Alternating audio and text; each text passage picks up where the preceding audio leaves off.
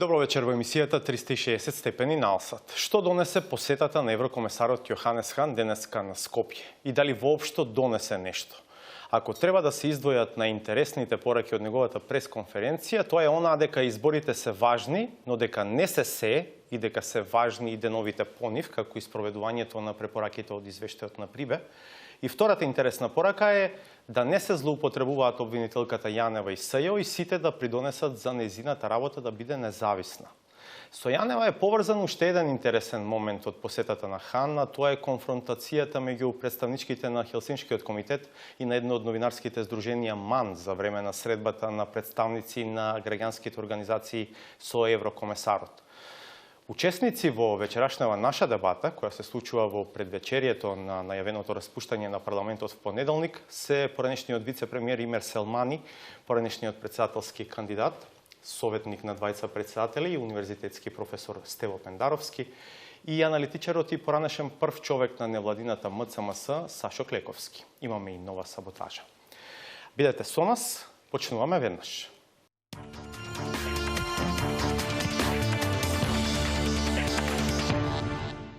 Посетата на еврокомесарот Јоханес Хан на Скопје доаѓа по подолго негово отсуство од политичкиот процес во земјава. Тој имаше активна посредничка улога на почетокот на пажинскиот процес, но по неколку чудни изјави буквално исчезна од преговорите.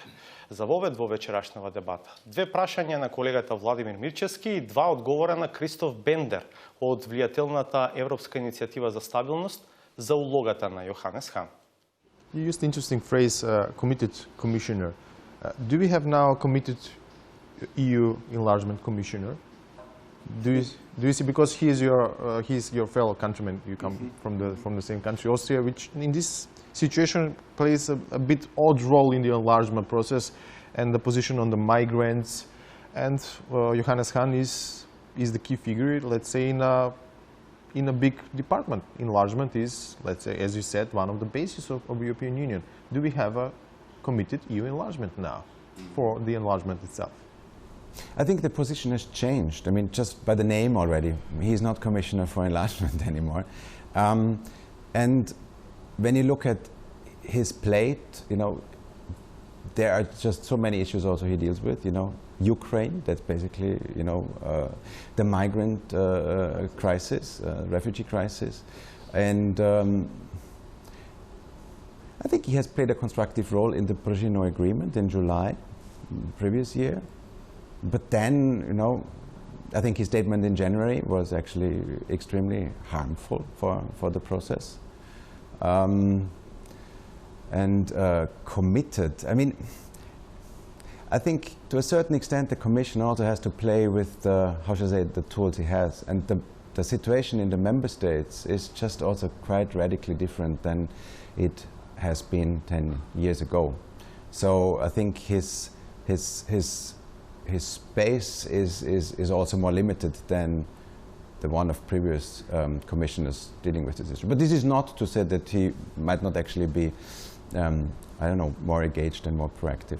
So there is space for him to be more engaged, proactive in the Balkans, let's say Macedonia. I think what would be beneficial is to actually work concretely on strengthening the process by saying, okay, we develop roadmaps, we will assess concretely where the country stands, and we will communicate this in a way that is understandable for journalists, for opposition, for civil society, so we can have a debate. You know, now it's with the way the Commission communicates. I mean, there have been some progress actually over the last 2 years. You know, there is an effort ongoing in changing this, but I think this could really be carried on further. Nowadays, it's very difficult to have a substantial discussion of, you know, where Macedonia really stands from, you know, looking at the progress report and looking and comparing it to last year's and the year before. Добро вечер и добре дојде за моите и ваши гости вечерва. Имер Селмани, поранешен вице-премиер. Благодарам што сте со нас. Браво, добро вечер. Сашо Клековски, аналитичар, порано прв човек на неголемата невладина организација во Македонија, МЦМС. Добро вечер. И Стево Пендаровски, поранешен председателски кандидат, советник на двајца председатели, универзитетски професор. Благодарам што сте со нас. Со вас ќе почнам. Можевте ли од она што е јавно достапно преку медиумите денеска да осознаете зошто дојде Хан денеска во Скопје? Па мене не ми требаат медијските извештаи за да претпоставам зашто Хан е тука. Ја ќе идам со една порадикална теза која веројатно не е во Македонија слушана многу често, барем од оние кои се прилепувани до опозицијскиот табор. Хан дојде за да го поправи својот разнишан имидж. Човекот кој почна како главен преговарач од страна на Европската унија или дури од страна на цела меѓународна заедница, во меѓувреме поприлично го изгуби кредибилитетот. Можеме да разговараме оправдано или неоправдано. И секоја негова следна посета имаше потреба да биде дообјаснувана од неговите портпароли или советници. Така што приметувате дека Хан практично не е фактор. Он кога пишува некакви налози на Твитер или кога дава изјави, кога дава интервјуа, практично не е фактор. Објективно, Пржино 1 не го направи Хан, особено не носечката институција во Пржино, од Пржино 1 СЈО. Улогата на Хан беше дополнително козметичка во Пржино 2 и забележувате во изминатите 5-6 месеци тој се сведува само, неговото присуство се сведува само на поддршка на тоа што некој друг влијателен фактор од меѓународна заедница тоа ќе го каже или ќе сака да го направи во однос на македонската криза. Значи Хан не се дефакторизираше самиот, за жал. Меѓутоа формално е зазема таа позиција на која е и мора да доаѓа, што се вели, по службена должност во Скопје. Не очекувам дека и не очекував и сигурен сум дека од неговата серија средби во Скопје нема да произлезе ништо битно различно, дури во однос на она што е најважно, тие сет закони кои се битни за зацементирање на улогата на СЈО, бидејќи реков дојде повеќе од пиар аспект да направи нешто за себе си, за својот разнишан имидж. Рековте се од него произведе Хан, кој го произведе? Апсолутно, Викторија Нуланд и американската администрација. Добро. Клековски, вие што мислите, зошто дојде Хан?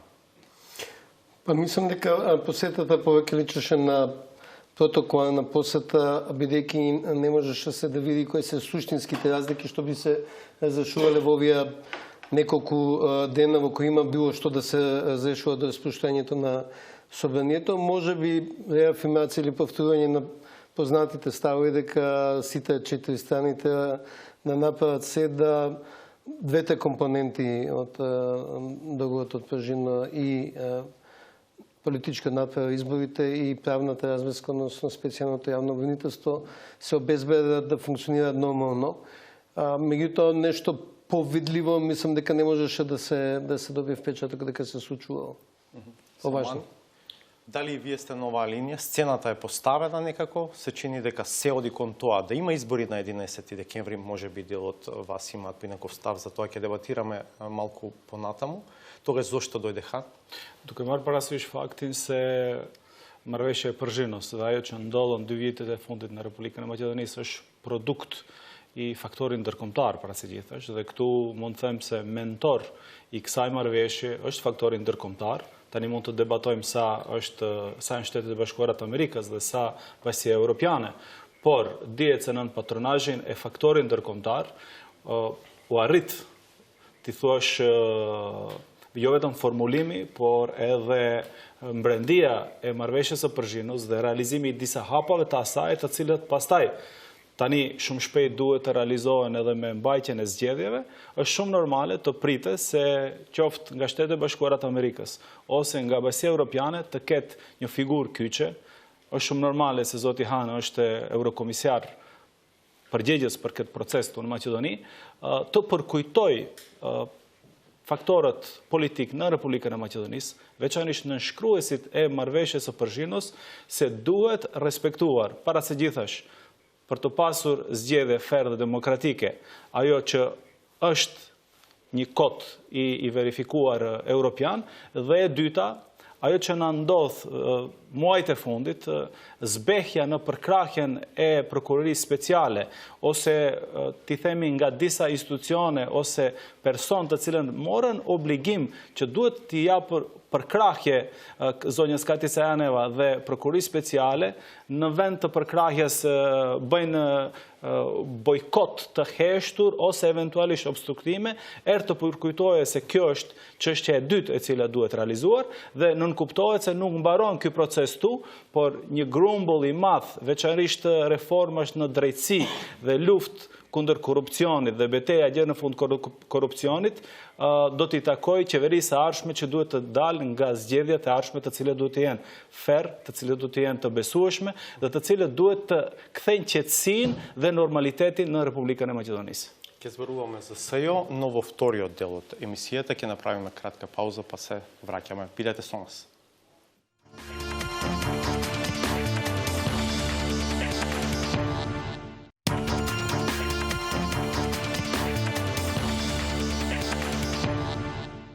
Вечерва во 360 степени ја анализираме поставеноста на политичката сцена во пресред на распуштањето на парламентот по денешната посета на еврокомесарот Хан.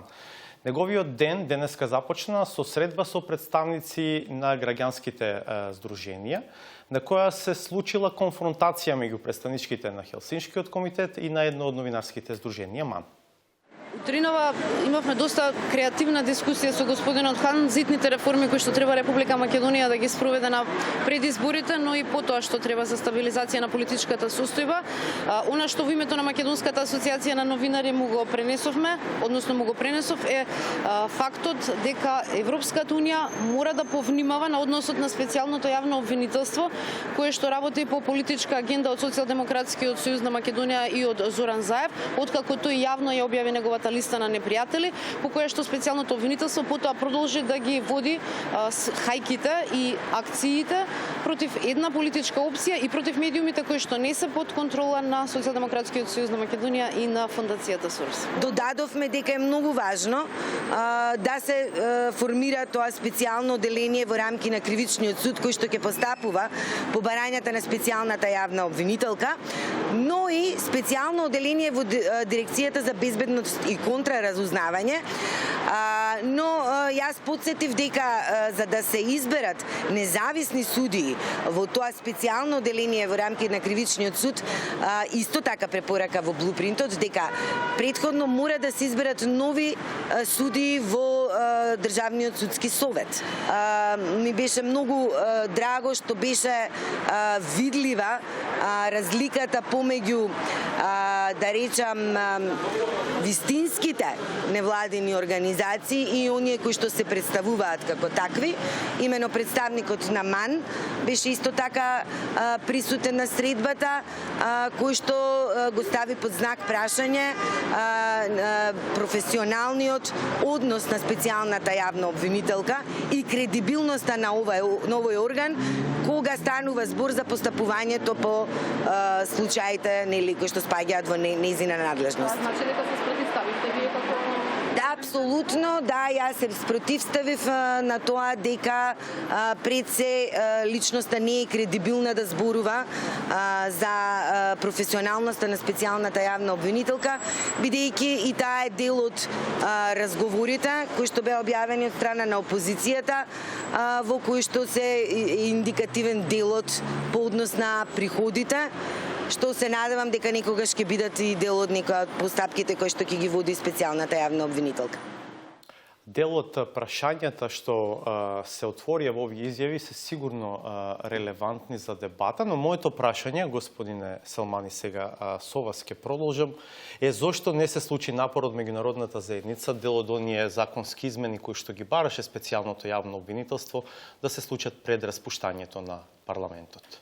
Да речам, дел од очекувањата и со посетата на Хан, во делот изјавите, анализите, беа поврзани со таквите очекувања. Јавноста очигледно имаше премногу очекувања господинот Хан, а не мораме се вратиме наназад, значи господинот Хан никогаш не бил цврстата рака на креаторите на Пржевскиот договор. Така никогаш не донел он изричито, да кажеме, изричито барање дека ова мора да се почитува, односно спроведува. Мислам дека такво нешто ќе дојде малку од подалеку од Соединетите држави и тоа нема време очигледно да биде пред изборите, меѓутоа после изборите било која влада, било која композиција на парламентот ќе мора да ја продолжи поддршката према специјалното јавно обвинителство, затоа што едноставно ако сакаме декриминализирана Република Македонија, декриминализирани институции, враќање на довербата, специјалното јавно обвинителство мора да се заврши својата работа.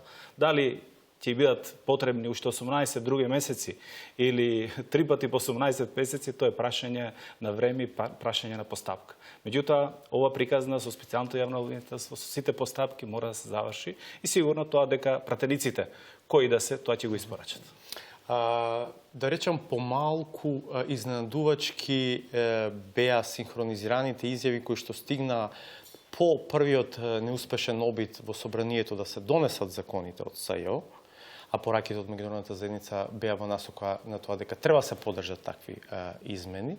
Но сега еве да речам можеби ново изненадување е тоа што нема напор сепак тоа да се случи пред изборите. Прво треба да погледнеме што суштински очекуваме специјалното јавно обвинителство да направи во рокот од 18 месеци во кој може да покренува обвинение. Судските спорови секако ќе се одвиваат многу подолго од тоа. Јас очекувам да има брза работа на најмалку еден предмет, повезан со можни изборни нерегуларности, бидејќи ни предстојат избори и започнување на еден предмет во кој би почнал судски процес за изборни нерегуларности, би можеле да влијат на превенцијата на евентуални нерегуларности на следните избори. Но тоа беше првата објавена истрага, која се уште трае, обвинение нема. Пресудата против Крсничи во 2008 година, доколку се сеќавам за насилството на изборите, во 2009 помогна веќе да нема насилство на изборите. Значи, мислам дека за мене очекувањето специјалното јавно обвинителство да разреши што може побрзо одреден број случаи за да демонстрира дека не постои неказнивост ако има вина во сите тие дела, а не да ги реши сите можни работи. Затоа и тоа е временски ограничено. Ако се мислило да работи на сите можни случаи, тогаш нема да ставеле временска рамка воопшто во тој закон. Мислам дека четирите страни кои учествувале во преговорите и во временската рамка и во отсуството на заштитени сведоци не се случајни. Нека се преговарани уште на времето, бидејќи јавното обвинителство има право на заштитен сведок. Сите специјални обвинителства, дали во Романија, дали во други држави, сите имаат пристап до низа алатки кои дури обичните јавни обвинителства ги немаат. И мене ми е прашање дали сите тие правници кои учествувале во советувањето на политичките партии не биле свесни. Не е возможно да не биле свесни дека заштитен сведок е едно битно прашање во ваков тип на предмети. Така да мислам дека тие прашања биле адресирани тогаш, како и зошто не можам да знам, и дека повторното отварање би значило отварање на целиот пакет, на целиот пржина. И мислам дека затоа е релативно беа млаки напорите на сите актери нешто да се смени во тоа поле. По изборите не очекувате дека овие прашања повторно ќе се отворат и ќе Значи, се бара нивно прашањето за заштитен адресирање? сведок е многу легитимно, многу нормално, бидејќи е дел од правниот систем во Македонија и ако другите обвинители имаат право да користат заштитени сведоци, не гледам зашто специјалното јавно обвинителство не би можело. При тоа, мораме да бидеме свесни дека пред само година и пол демонстриравме против институцијата заштитен сведок во случајот на Кежаровски.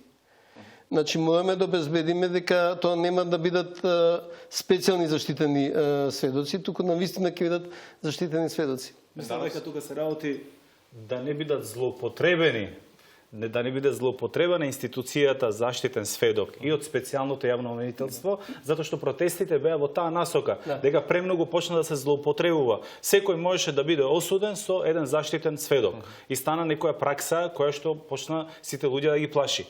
Меѓутоа, заштитниот сведок во процесите на специјалното јавно обвинителство, мислам дека се неопходни и ќе бидат донесени тие измени, затоа што вие не можете ниту Монстра да го отворите како случај, не можете ни Кумановскиот случај да го отворите како случај без заштитени сведоци. А информациите кои што кружат во одредени кулуари и познавачи на состојбите во Македонија, Македонија е мала, значи тука ние се движиме, укажува на фактот дека има навистина има луѓе кои што биле актери во одредени случувања и кои што се спремни поради X причини да сведочат. Меѓутоа им треба заштита. Да. Ако може би тоа не требаше да се очекува од Хан, тогаш зошто американците, за кои што велите дека се на некој начин родоначалниците, создавачите на оваа институција, тие не направија посериозен обид во оваа фаза дел од овие прашања да се адресираат? Еве еден-два факта кои претходат на оваа ситуација, заради што тоа не се направи на време. Прво, Пржинскиот договор со клучниот столб внатре е направен на полноќ. Минатата година, Пржино 1, СЈО е направено на полноќ, која практично сите се разотидоа. Значи, беше практично октроирано на сите тие таму. Имаше дополнителен месец дена, 30 дена во парламент да се обмисли тој закон. И тука беше се друго побитно отколку тоа. И рокот беше кус и никој, тоа е мојата главна теза во однос на тоа, во однос на статусот на СЈО и алатките кои му се необходни, никој не очекуваше таков отпор од режимот. Точка која ги преврте работи и месеци потоа никој не размислуваше за посебни алатки, можеби во некои тесни правнички експертски кругови. Кој е случајот кој ги прекрши работите во оваа насока да мора да ги има уште тие 2-3 закона за да биде навистина сета процедура кај СЈО од сите аспекти заштитена и да биде ефикасна конечно? Случајот Крпач. Од кога се случи тој контроверзен, благо кажано контроверзен случај со заштитениот сведок или оној кој требало да биде заштитен сведок, кој пружил, колку што мене ми е познато, исклучително драгоцени информации за понатамошниот тек на истрагата, во тој момент ние свативме сите ние, особено ова што е на страната на опозицијата, која инсистира СЈО да биде заокружено во правна смисла, комплетно, свативме дека мора нешто дополнително да се направи за да им се даде таа алатка на обвинителите. И од тогаш до денес објективно повторно немаше време да се натера тоа така, бидејќи се друго беше побитно во политичка смисла отколку за окружување на правниот статус на СЈО и на алатките кои му се необходни. Она што е за мене значајно, и тоа треба да го знаат и граѓаните и опозиција и власти сите.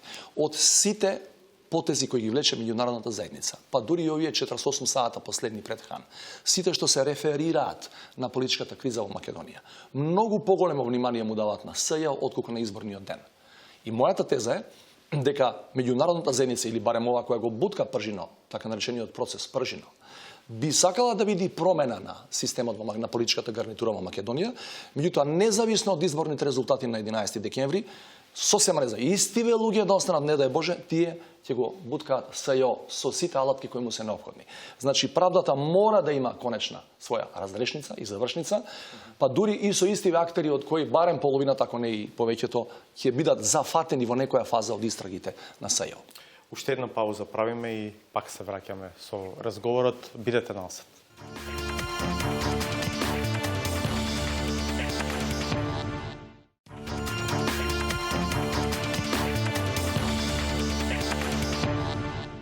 Еве назад со емисијата 360 степени. Во студиото се Стево Пендаровски, Сашо Клековски и Имер Селмани. Зборуваме за тоа како е поставена сцената во пресред на распуштањето на парламентот в понеделник по денешната посета на комесарот Хан на Македонија. Господине Селмани, колку според вас е известно дека на 11 во Македонија ќе се случат избори? Ако не на 11, на 18 избори ќе има. Значи избори мора да има и ќе има, затоа што... До крајот на годината? Да, до крајот на годината ќе има, затоа што на некој начин ова приказна со изборите во Македонија не дека ги замори политичарите, пошто на политичарите тоа им е професија, тоа е политика, дел од алатките во политичко додействување. Мислам дека јавноста, меѓународниот фактор поготово, значи е уморен од сите одлагања и така натаму, а мислам дека и главните политички актери, и СДСМ, и ВМРО веќе на некој начин се уморија и сите сака да идат на избори, да си ги измерат силите, нормално секој сака да победи. Истото се случува и кај политичките партии на албанците во Македонија. Така што мислам дека ќе има избори, затоа што едноставно треба Пржино 3 после тоа, а Пржино 3 навистина е тешко некој да влезе таму и да го осмисли. Лидерот на опозицијата минатата недела ја варираше тезата за тоа дека на власта повеќе одговараат избори заедно со локалните и дека повеќе потези, настани и изјави може да укажуваат на тоа дека може да се случи одлагање на изборите за тие да се случат евентуално заедно со локалните. Што мислите вие за тоа? Нормално е дека сите политички партии ги следат партиските рейтинзи и проценуваат кога е најдобриот момент за нив да излезат на избори. Мислам дека и затоа претходно имаше некои поместување, разместување на фигурите во претходниот период. Ја претходно исто бев оптимист дека ќе се создадат услови да имат избори на претходните датуми. И сега ми е многу тешко да прогнозирам дали ќе има избори на 11 декември, бидејќи со рационална анализа на работите не можете да дојдете до соодветен заклучок дали ќе има или ќе нема, пошто може да се случат целосни рационални настани кои може да ги одложат изборите на 11. Дали меѓу нив го вбројувате евентуалното одлучување на Уставниот суд за уставноста на специјалното обвинителство? Апсолутно. Значи, Пржина е базирана на два столба, на политичката разврска, односно на изборите, и на правната разврска, односно на СЈ. Ако еден од столбовите на Пржина не функционира Пржина во комплет, така да е тешко да се предвиди. Мислам дека ВМРО-ДПМН е подготвено да оди на избори во било кој момент во наредниот период. Нормално дека, земајќи во обзир дека на локална самоуправа има далеко повеќе градоначалници отколку СДСМ, истото се однесува и на ДУИ. Веројатно за нив многу поефикасна, поефективна варијанта да националните и локалните избори се совпаднат. Меѓутоа, мислам дека веќе севкупната јавност, општеството, економијата се премногу измрцварени со исчекувањето и одлагањето и дека ова мора да заврши. Мислам дека сите страни ќе се трудат да имаме избори оваа година. Пендаровски, вие сте човек кој што инклинира кон опозицијата, кој што е дел и од некакви структури, можеби неформални, повеќе неформални. Ќе разговараме можеби кон крајот и за тоа дали евентуално дел од вас ќе ве видиме активно на политичката сцена во ова предизборие. Што е она што ја тера опозицијата во овој момент да вели дека сигурно треба да има избори на 11 декември? Од трите датуми кои до сега ги имавме, двата ги пропуштивме од познати причини и овој третиот, овој е најсигурен дека ќе биде. Мојата проценка е дека ќе биде, што е различно од претходно. Ни на првиот, ни на вториот, ни во априлскиот, ни во јунскиот датум не беа исполнети овие, како ги нарекуваме ние, минимум од минимум услови за. Ова е адхок телото за некаков медиски баланс последниве месец-два пред избори. Опозицијата беше многу критикувана дека успеала, односно се согласила на поприлично симнување на очекувањата во делот на исполнување на тие три главни сета, да речем, услови. Јас сум еден од оние кои во тие кругови на опозицијата беше прилично вокален. Во тој период инсистирав на целокупниот, и не на прибе рапортот само, него на целокупниот Пржина. Ова што сега го имаме е минимум од минимум. Проценката беше тогаш во врвовите на опозицијата дека повеќе со оваа режимска структура на власт не можеш да добиеш, па таму уште 5 пати да одлагаш. Значи ова е минимум нешто што може да се добие, другото нема да го добиеш, не знам под кои услови. Никако не можеш да го добиеш. Значи со адхок телото и некакво пречистување на избирачкиот список. Зошто велам некакво? Затоа што сите знаеме дека без саглам попис во оваа земја не може да имаме ни список на полнолетни граѓани кои имаат право на глас. А за тоа е поголема операција и треба повеќе време. И ниту во буџетот се предвидени пари за таа намена и така натаму и така. Знаеме зошто пропадна претходниот попис, патем кажам, од 2011. Значи сега има минимум, а тој минимум не беше во април и во јуни. Тоа е едната разлика.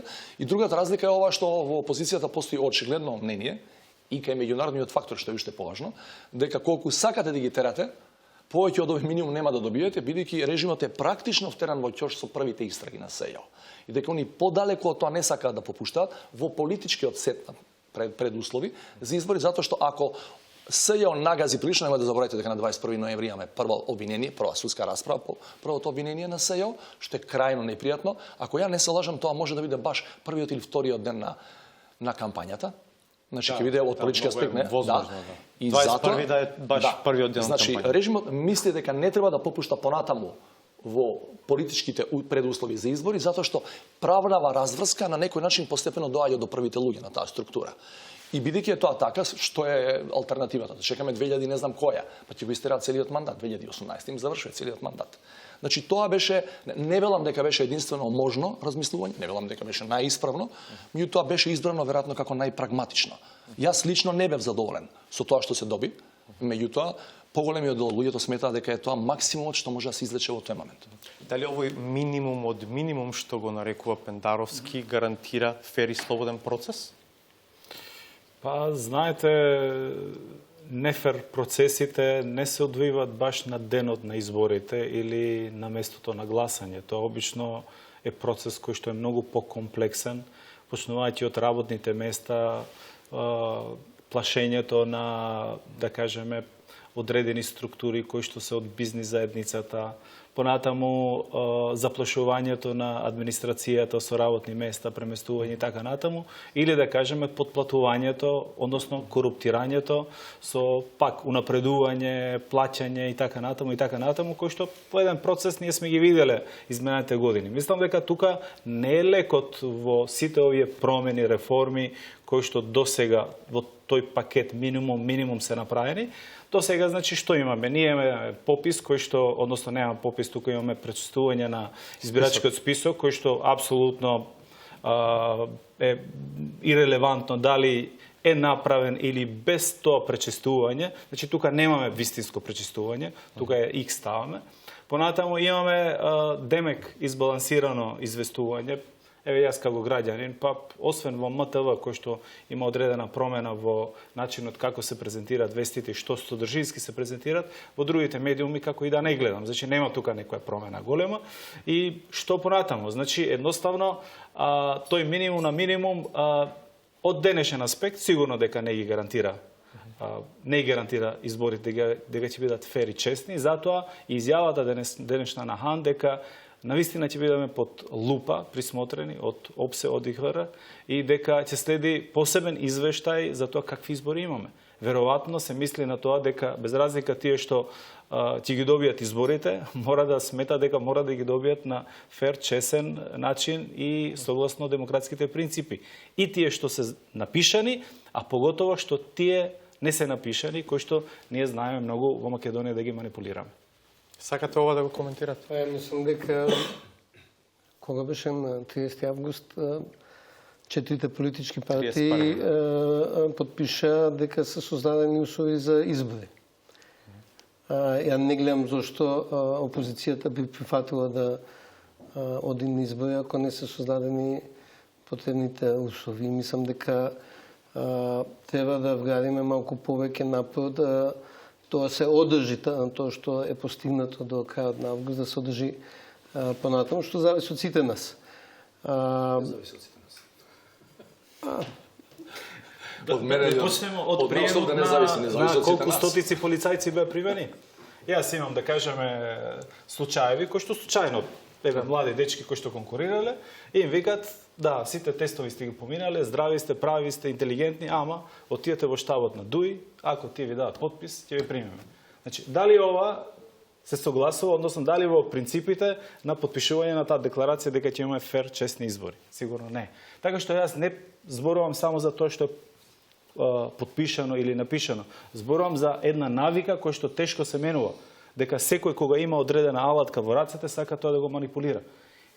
Од ова повеќе се плашиме и претпоставам дека на ова Европската унија, Соединетите држави и сите, да кажеме, наши меѓународни пријатели, формално ОПСЕ, ОДИХР, ќе направат длабоко истражување и ќе се соочиме после изборите со ова. Значи нема логика да одиме на избори на 11 декември, ако ноќта на 11 декември тој што ќе изгуби не е спремен да му честита на тој што ќе победи. Тоа е едно од пораките. Значи нема никаква логика да имаме избори. Сите ќе треба да ги прифатат. Ако одиме на избори за да 11 ноќта, велиме дека изборите не биле нефер и недемократски, нека нема избори.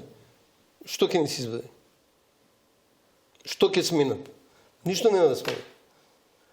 Значи, мораме да се преспитаме или сметаме дека се создадени доволно услови за да излеземе на такмица, на надвор, политички, или ако не се создадени, нека нема избори.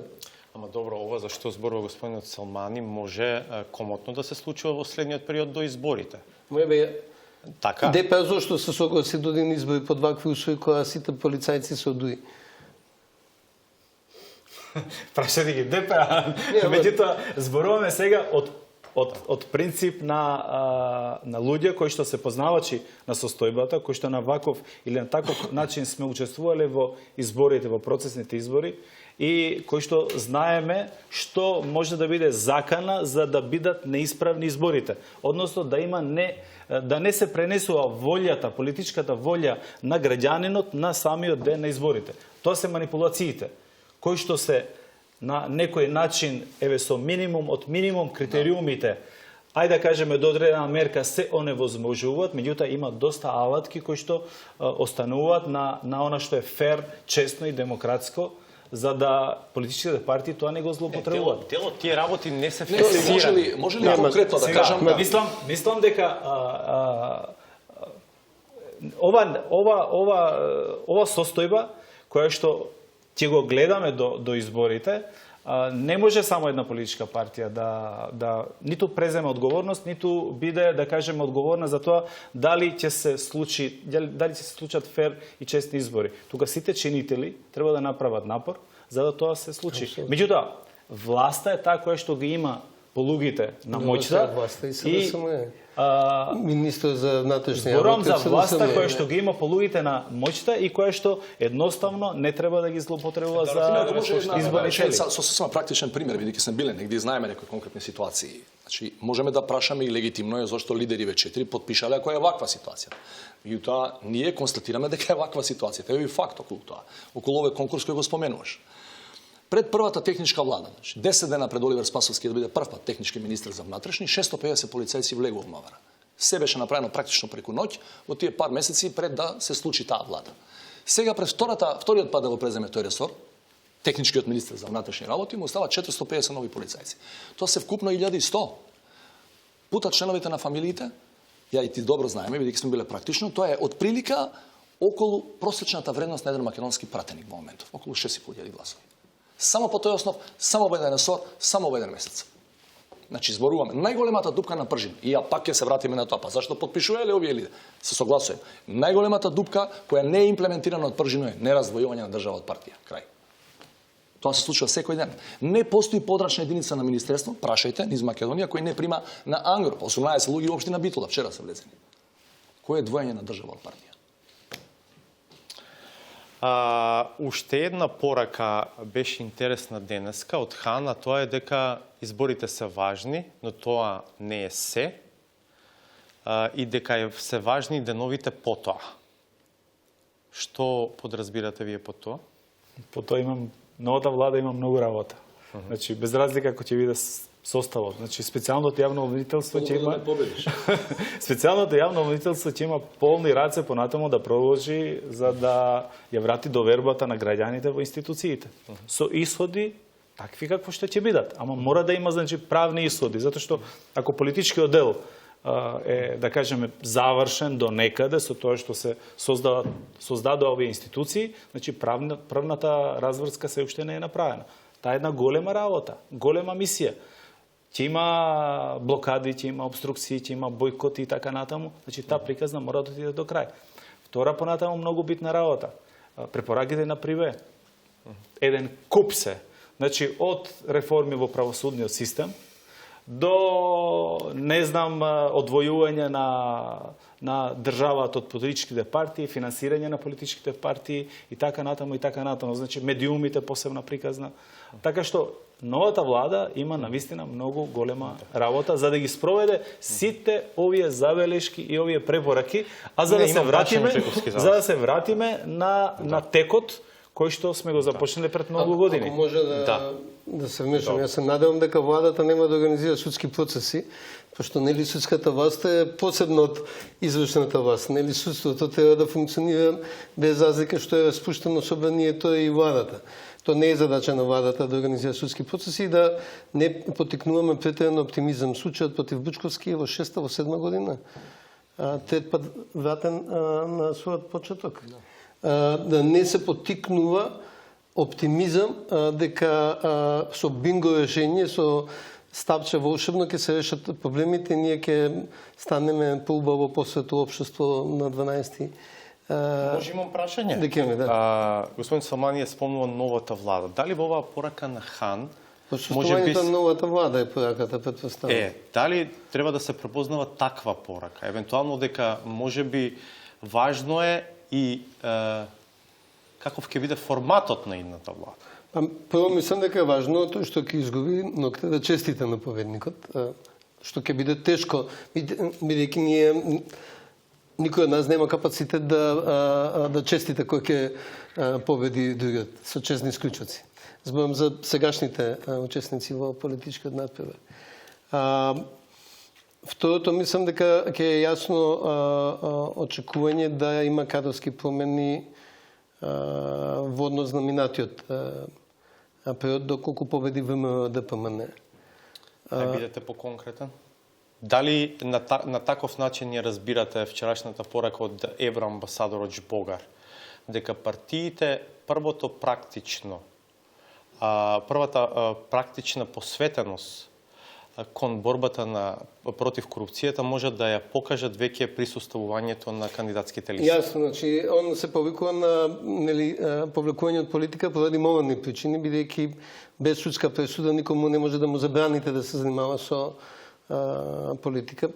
За жал во Западна Европа има неколку примери со кривични обвинења кои како Рахои или Јанша или слични примери кои не се повлекуваат од политика. Значи се апелира на моралот да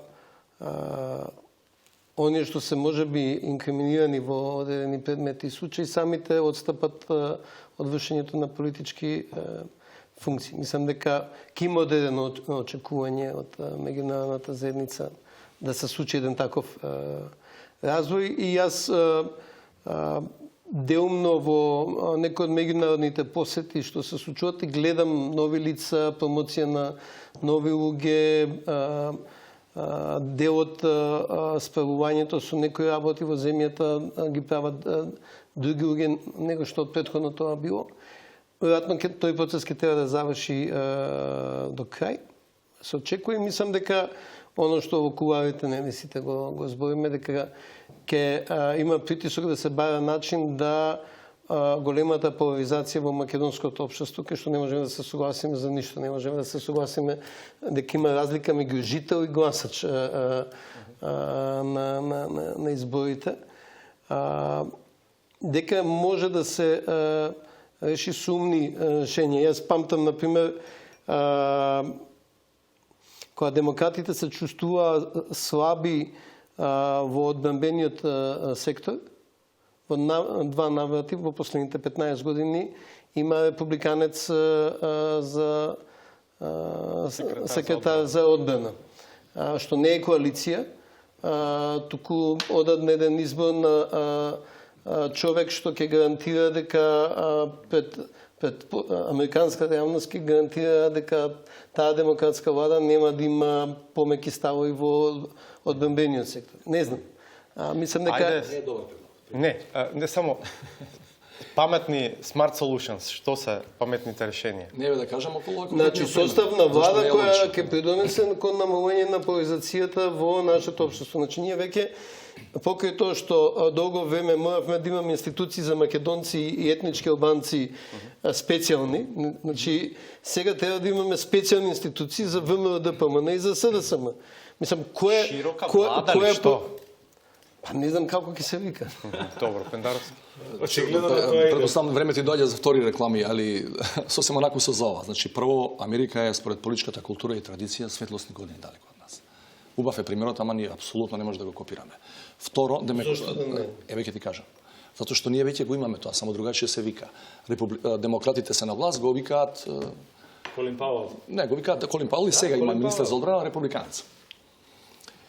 Во Македонија владеачката партија, барем половина од нејзините раководители биле порано у СДС. Така, значи имаме ефектот го гледам. Не, не знам ако е тоа посебно прашање или да се реферираме на тоа. Ја мислам дека е скоро блиску до политичка илузија дека ќе има широка коалиција после изборите. Зошто? Мојата теза е дека секој што ќе победи Заради поларизацијата која постои и заради обврските уште повеќе што не чекаат. Тој што ќе победи макар со еден или два пратеника ќе направи сам влада. Видите, големите коалиции се прават за големи работи, а се зачистат. Пример, рапортот ќе се работи со децени, не со години. Што ќе го менува името? Кој ќе влезе у таа коалиција за да го менува името на Македонија? Ја ви тврдам дека нема да најдете партнер за тоа во било која страна која ќе изгуби. Само за тоа да биде. Зашто беше големата коалиција 2001? Да смени уставот 6 месеци со здравје, секој на своја страна. Зашто би била таа голема коалиција? Да ги намали поларизациите. Поларизациите се намалуваат со правдата која ќе победи и со тој што ќе добие мандат честно да раководи со државата. И тоа трае генерации и генерации, културата така се гради политичка. Не со тоа што ќе ве напикаме сите во влада и вие нема се конфронтирате. Нема логика. Нигде така не е надмината кризата. Значи, за 3 до 6 месеци големите коалиции функционираат, решаваат едно-две тешки прашања, ајде да не го решавам ја, нека биде национален државен потфат и толку е. Ние сме имале 2001 строго наменски за рамковниот договор и за уставните амандмани. И сега имаме широка коалиција? И сега е наменски техничка влада за да спреми избори. Зашто? 4 години ќе владе таква коалиција. Илузија. Значи, прашање е дали и во кој период ќе може да се направат дополнителни промени кои ќе возможат може би спроведување на дел од мерките од ПРИБЕ. Може една smart solution. Ајде.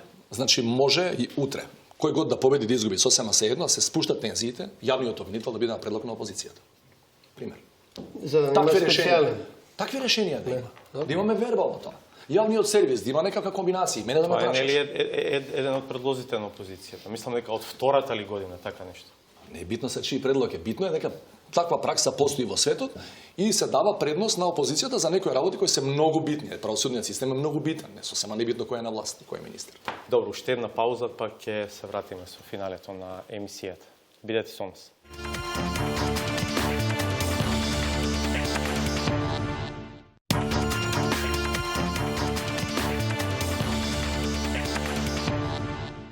Полека ја привршуваме вечерашнава емисија со нашите гости Стево Пендаровски, Сашо Клековски, Имер Селмани. Ќе ве видиме на избори? Вас, Селмани? Зависи како мислите да не видите. Па не може знам, нека емисија вака. Веројатно на 11 ноќта ќе коментираме така резултати. Тоа да, може, но не, мислев дали евентуално активно можеме да ве видиме на некаква листа. Дали сте во некаква структура сега активно? Не сум активен. Има покани, понуди од разни, да кажеме, иницијативи, меѓутоа сметам дека дали нешто тоа предизвикува? Мојот допринес 11 години го дадов максимум во максимално како активно во политиката. Се уште немам толку голем предизвик за да се вратам активно во политиката. Меѓутоа, колку што можам вака, пасивно, ќе дадам допринес. Да. Вие, Клековски, ве гледаме активно на јавната сцена, излегувате со своји анализи, обсервации на тоа што се случува. Имате таква амбиција? Политичката е остава моја амбиција, не сум сега ја остава мојата политичка. Дали имам партиска амбиција? Не сум член на партија. Меѓутоа мене многу ми е драго ако некој од политичките партии се одлучи да ги отвори своите кандидатски листи за членови кои не се од партиите, за да се подобри квалитетот на собранието, бидејќи еден од проблемите во кои се вртиме во круг е релативно слабиот квалитет на... Што е, сакате на иста листа со шарена коалиција? Со Павле Богоевски секогаш. Убави дебати ќе видите. Мислиш на спротивни страни. Контра шарена. Не, значи мислам дека би било многу корисно да дојде до една промена. Не верувам дека ќе дојде до таква промена. А и вие се гледате како дел од некаков таков проект? Не. Бидејќи контролата на партиските листи е клучот на владење на партиите и политиката во Македонија и мислам дека на партиските листи ќе се најдат проверени кадри. Бројките, гласовите, треба се стисне таму зелено или црвено, тоа е многу битно во парламентот. Пендаровски, вие? Што? Дали ќе ве видиме на листата кандидати за претеници? Во овој момент се подготвува широката опозициона коалиција и бидејќи ја не сум формално присутен таму, оставам на нивна проценка. Значи, ако тие мислат дека јас можам да дадам некаков придонес, јас сум на располагање 24/7 за опозицијата до смрт. Да бидете, до смрт. Да бидете и на листата за претеници. Ако така проценам, да. Добро, јас тука би ја завршувал вечерашнава емисија. Денеска се појави една интересна информација меѓу мноштвото мейлови објавени од Хилари Клинтон на Wikileaks. Првиот кој што јавно беше промовирана се однесува на Македонија е една комуникација меѓу луѓето кои што се водечки во кампањата на Хилари Клинтон. Таа имейл комуникација имплицира комуникација во која што се зборува за тоа дали тогашниот премиер Груевски треба да биде поканет на Клинтон глобалната иницијатива. Велам, комуникацијата открива, ако е автентична, дека член на кабинетот на Груевски барал покана за Груевски на тој настан. Веројатно целта била да се оствари средба со Хилари Клинтон, но Пендаровски, вие го знаете Капчан? Да. Капчан има доаѓано со години во Македонија. Во слободно време е професор, беше на Принстон, а сега е одговорен за Европа во Советот за разузнавање, за National Security Council, одговорен за Европа. Овој господин се сугерира како некој кој што им сугерирал на луѓето од кампањата на Клинтон да не го канат Груевски. Јас ја видов таа телеграма и можам да ви кажам пред да влезам во студио, незината автентичност е потврдена од актерите кои се спомнуваат тука. Значи е неспорно дека е тоа вистинска кореспонденција меѓу шефот на кампањата на Хилари Клинтон подесна и главниот надворешно политички советник Джейк Саливан. А овој третиот што се спомнува па е одговорно лице за односи со други субјекти во рамки на Клинтоновата иницијатива, тоа NGO. Што е интересно, ако гледате датумот, ја мислам дека е 21 јули минатата година, кореспонденцијата. Тоа е по Пржино. Тоа е точно неколку дена после Пржино. И сега би ви обрнал внимание само на еден детај, на една формулација која меѓу себе ја користат. Вели бараат од кабинетот на премиерот Груевски да го повикаме на тоа е секој септември на таа Клинтонова глобална иницијатива. И вели, меѓутоа мислам дека не е добро, затоа што тој и така ќе се повлече, вели, од позицијата на која беше, поради огромен притисок. Не вели затоа што така пишува во Пржино 100 дена пред денот на изборите. Би текнува. Секако мора да се повлече, беше договорено. Не вели и така има притисок голем да се повлече од позицијата на која е. Моја проценка е, ако влезам меѓу линии, меѓу редови на таа кореспонденција, на таа фраза конкретно, дека тој, они викаат, субстанцијален притисок да се повлече, се уште трае. Мене ми е интересно тоа што воопшто шефот на кампањата на Клинтон се занимава со ваков тип на прашање. Знаете што е иронично? Тоа се согласувам. Иронично е што на таа Клинтонова глобална иницијатива, која е во организација на демократите, на видните перјаници на Демократската партија, секоја година учествува Бранко Цренковски. Се Груевски моли да отиде на таа средба. Би било интересно да ги видиме заедно со Хилари Клинтон сликани на истиот настан. Добро, Груевски беше во Америка, немаше ракување со Хилари, барем не за во јавност. Добро, ова е тема посебна, но сакав да го искористам Пендаровски, бидејќи сепак е човек кој што бил дел од кабинет и познава дел од овие луѓе, да го коментира ова. Ви благодарам многу што вечера бевте дел од 360 степени. Преостанува уште саботажата на Сречко Поповски. Јас овде се одјавувам, ви посакувам пријатна вечер. Следното наше издание е в понеделник од 22:30. Сега заедно да ја погледнеме саботажата. Денеска можам да констатирам дека имавме помал број на граѓани со нови проблеми. Интерпретацијата на Цветковата констатација води до фактот дека поголем број граѓани сепак си имаат стари проблеми. Тоа пак не носи до нивниот извор, кој според логиката на нештата е лоциран во светото тројство на злото. СДСМ, Сорос и нивното вомбрачно дете СЈО. Шансата за спас од овој крволочен трилинг треба што поскоро да се искористи, бидејќи се позабележливо е нивното зголемено присуство, кое може да предизвика трајни оштетувања на функционалната идила. Оно е диво, гладно е и оно дека најде таму праe. Во таа фронтална битка е недозволиво настрана да останат оние што сесредно одработуваа за доброто. Тие мора бргу да ги зацелат раните и да му се стават на располагање на докторот од полиција, кој се уште наоѓа оправдување покрај тоа што состојбата станува алармантна. Убеден сум дека се сите од здравствени причини, барем оние за кои јас сум информиран, знам дека се од и посериозни здравствени причини, некои од началниците дури на хируршки интервенции имаат заминато. Некои од началниците се тука. Тие и натаму се обидуваат да мобилизираат со употреба на добро познатите, ама прочитани формули за мало извртување на фактите и фалсификување информации. Некаде околу Пладне, координаторот на пратеничката група на Социјал-демократскиот сојуз Горан Сугаревски од говорницата во прес-центарот на Собранието и официјално извести и ја достави иницијативата за распуштање на Собранието. Латас? По иницијатива на ВМРО ДПМН дадена вчера, денес СДСМ побара распуштање на парламентот. Латас? Александар. Латас? Александар. Латас? Латас, како што кажа и во најавата на иницијатива на ВМРО ДПМН, пратениците се договорија Собранието да се распушти. Пировата победа обезбедена со помош на медиумско кривотворење не е доволна сатисфакција за екипите на теренот, кои бараат посеопфатна операција против глутницата. Слободно си одат тука онадат, значи не бегат, не онадат. И тука не е преземал никакви мерки. Ајка да се организира, да дојдат, да прошетат, да онаат, да си степа, да се намали што друго. И на крајот, кога ќе се повлече линијата, ќе се направи есапот. Стоката не е крива, него е крив газът.